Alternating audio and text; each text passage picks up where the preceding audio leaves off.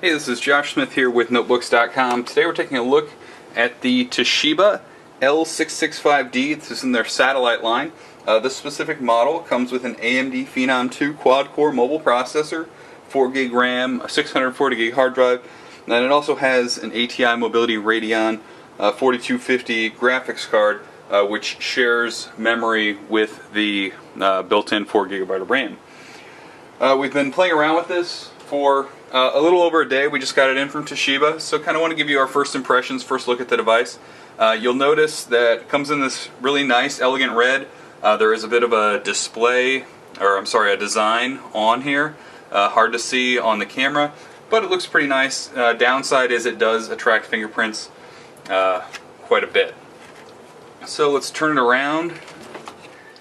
And so you can see the keyboard here isn't exactly an island style, but it isn't the traditional style. It's kind of this hybrid style that we're seeing on a lot of these mid-range notebooks as far as price goes. So far it seems okay as far as the keys are all nice. We do have a dedicated number pad, which is handy for anyone who needs to do data entry. We also have this nice touchpad here, actually one of the best that I've used on a Windows laptop in quite a while. It supports multi-touch and gestures, so 2-finger scrolling, and it actually works without any issues. Very smooth scroll. You can zoom in, you can zoom out, and it works really great. I'm using it in Chrome, and so far really enjoying the mousing experience. Keyboard's okay. We'll see how it fares over time. Really nice big mouse buttons, if you like to use the mouse buttons. We do have speakers up here on the front, which you can kind of see right in here. We have a nice, almost carbon fiber looking finish across the top. Feels pretty solid when you're holding it. One of the things I like to do is I always like to hold the notebook by this corner, like most people will carry it from room to room while it's open, and just see how it feels. I mean, granted, this is heavy, it's a 15.6 inch notebook, but I don't feel a lot of flex. Don't recommend that you carry your notebook that way all the time, but that's one of my fast and easy ways to kind of judge the durability of a notebook.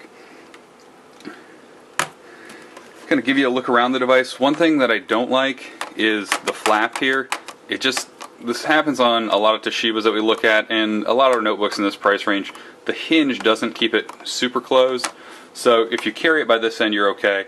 But if you're going to walk from room to room, you'll see a little bit of play there. Not a deal breaker, but just something to be aware of. As we look at the ports here, we have 2 USB 2.0 ports. We also have a DVD RW drive that has label flash, which is some type of technology to let you burn the text onto your CD. We have our power. Along the back, nothing too much to see, just our hinges, which look decently durable.